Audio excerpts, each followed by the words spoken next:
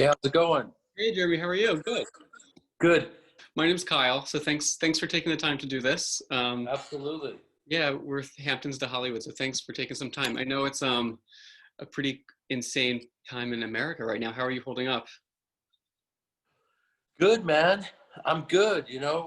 We've all been through a lot, so we have been prepped for this moment. Exactly. Yeah, we'll see what happens. But yeah, I just want to dive right in. I mean, my dad's Christmas date. It comes out today in select theaters on demand. So congratulations on the movie. Thanks, man. I've been very lucky. Not a lot of people are working, and uh, this movie is one of those films that just really touched me because it's so human and it's wrapped up, no pun intended, in this, you know, seemingly holiday movie that we've seen before, and yet it's like nothing we've seen before. You think it's a romantic comedy, and it's not.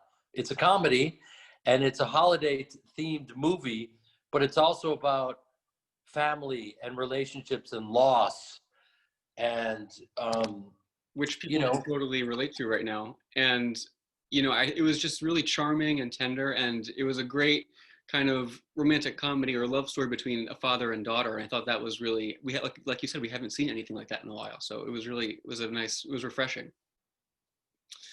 refreshing is the word that I'm getting a lot of, and Oh, we okay. need to be refreshed at the moment. We need a reset. Yeah, and the chemistry between you guys was great. She's amazing. You, I think, who people know from comedy is a little. There are a lot of serious notes in this, which you nailed, and you guys were played off of each other really beautifully, I thought. Thank you. Olivia is is going to be a star, no doubt. I Yeah, mean, I don't know where you could find a performance like that out of a girl in high school. She's a kid, and yet you got this performance that's like self-empowered, and she's very cheeky, but yet you still like her, which is very hard to do.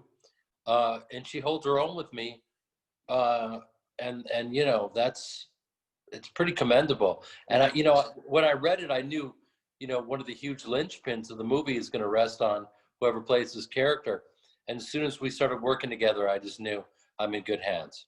Why did you want to do it? Because I need the money. Yeah. And the irony of that is, we're in times right now where we're just lucky to shoot. Yeah, There are movies, as that are being shut down, um, COVID protocol, all this kind of stuff, and movies like this are really the way forward. It looks like this big, lush studio movie, it and the does. reality is this is a COVID-proof movie, smaller crews, and we're able to shoot it almost like a guerrilla style movie, because we've got the best DP in the game and guys who, the Brits know how to do it, man. Not that we don't here, but they're working with less, and so they have to be incredibly inventive. And this movie looks huge, and yet we shot it this year, if you can believe it, Wow. which is hard to believe. Yeah. Yeah, that's amazing, and it has a really nice style, and yeah, you would never know that it's like more of like an independent style kind of production. You would never know. Um, so David, your character, he's pretty complicated. He's a pretty complicated guy.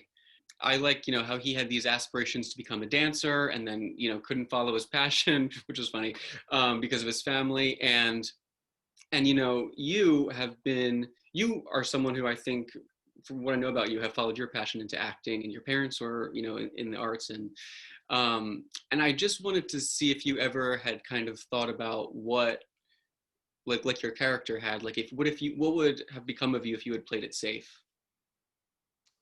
It's a great question.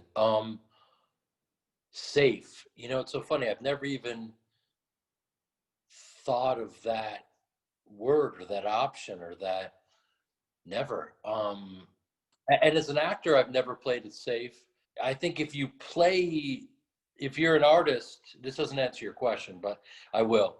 If you're an artist and you play it safe, um, to me, it's just not that interesting, Right. because if you're playing it safe, if you're trying to look good, if you're self-conscious, if you're vain, uh, you're not going to create on your highest level. It's just not going to happen. You have to dare to look absolutely ridiculous, and then you might be onto something. And that may sound pretentious, but I don't know any other way. No, not at all. Well, yeah. What would you So, say? sorry to interrupt you, but you just said if I played it safe. Yeah. Well, I've been acting since I was 8 years old, not in front of a camera, just on stage, studying and performing in front of audiences. And then at 18, made my first movie, and been doing it for decades now. So I don't know anything else. Never had a plan B. And so I can't even imagine what I would be doing. I love teaching and helping people, and not if anyone who asks advice, I love giving advice. Or I've been doing stand-up comedy and learning, so I'm a good student.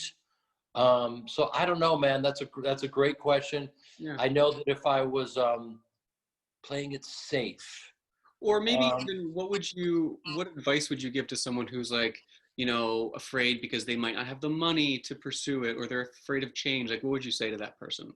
I would say that you need to own the fact that we're here for a finite amount of time, and it's not very long. And if you put aside your dreams and your passion and things that you're connected to play it safe, it's a losing battle. Listen, if you put everything into something that you love and into your aspirations, and it doesn't work out,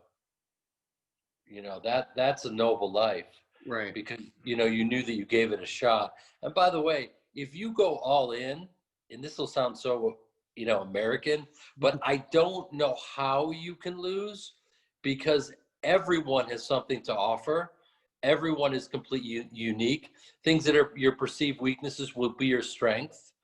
um, and so if you truly go all in, there's going to be a path for you.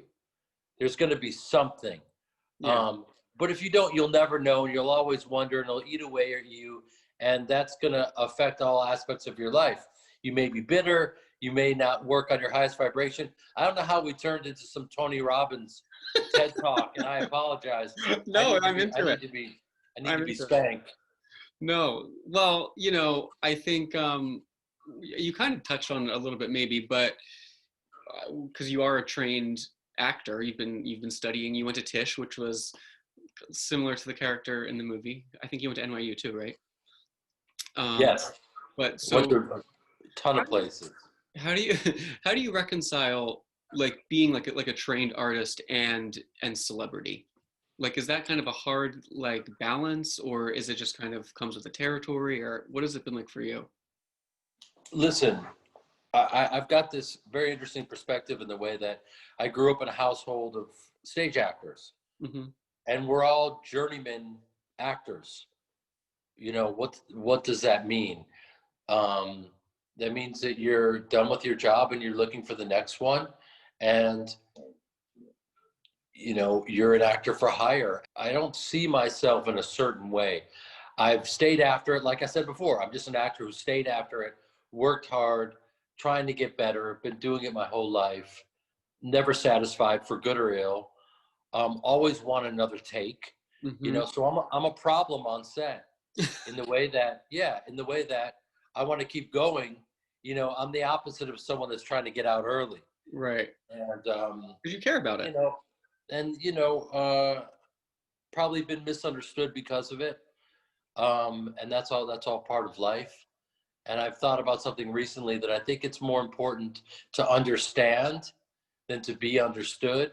I just think that if we spend our lives trying to be understood, trying for everyone to like us, it's a lot of wasted time, and you're not going to be your authentic self anyway. And I think now more than ever, people are really putting a lot of effort into these performative efforts and outputs of like, you know, trying to be seen to be on the right team and to tick all the boxes and please like me. And, you know, I've done, you know, and it's, you know, I just think it's, if you are a decent person, you know, and you're going to be okay. But if you spend every waking moment trying to be liked, you're not going to be your authentic self and succeed in the way that you should anyway. I don't know. Right. Once again, I don't know how we got on that. My questions are probably just too deep. Maybe. Could be.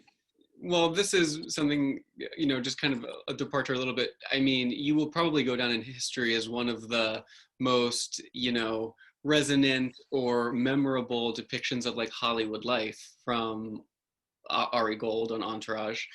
Do you get sick of people asking you about it, by the way?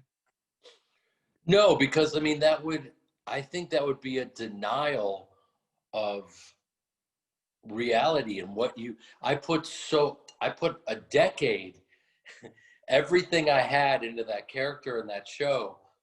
What's fascinating about that is what I didn't perceive coming is that I didn't know that, listen, you're in people's living rooms for a decade. So they get used to you and they see you in a certain way. And if you play the character authentically, they're going to get confused that maybe indeed you are that character. And Right. so that's been a bit confusing.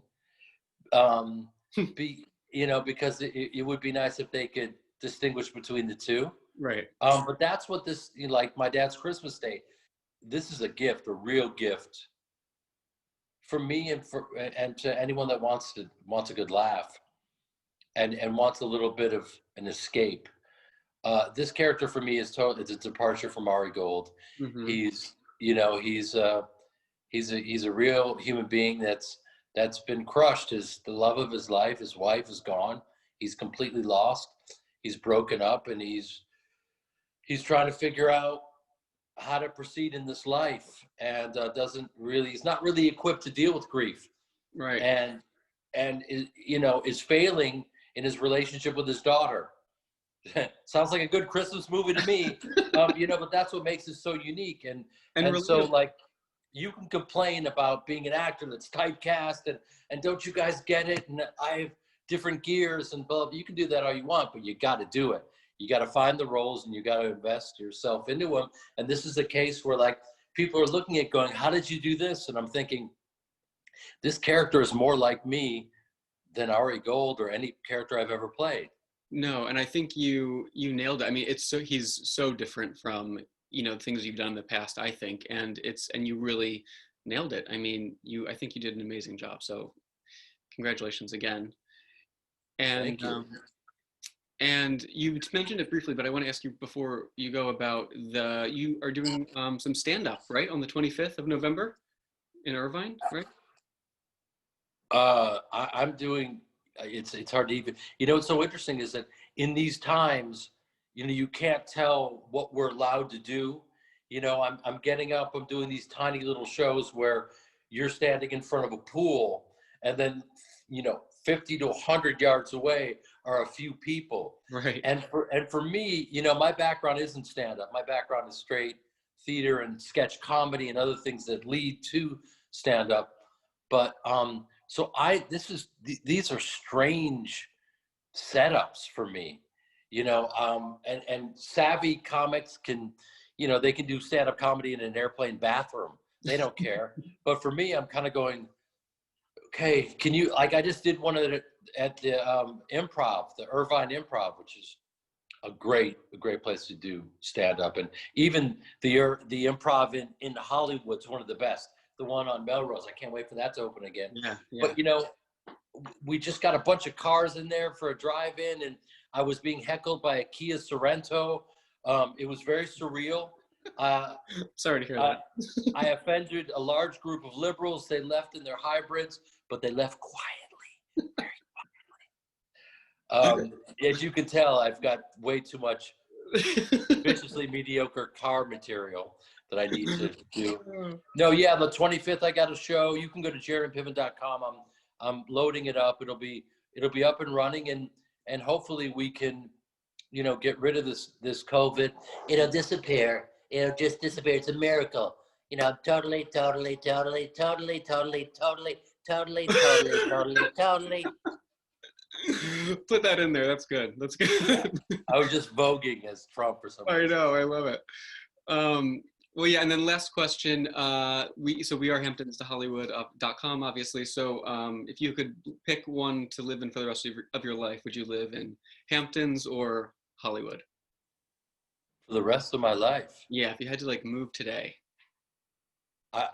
The Hamptons. Are you kidding?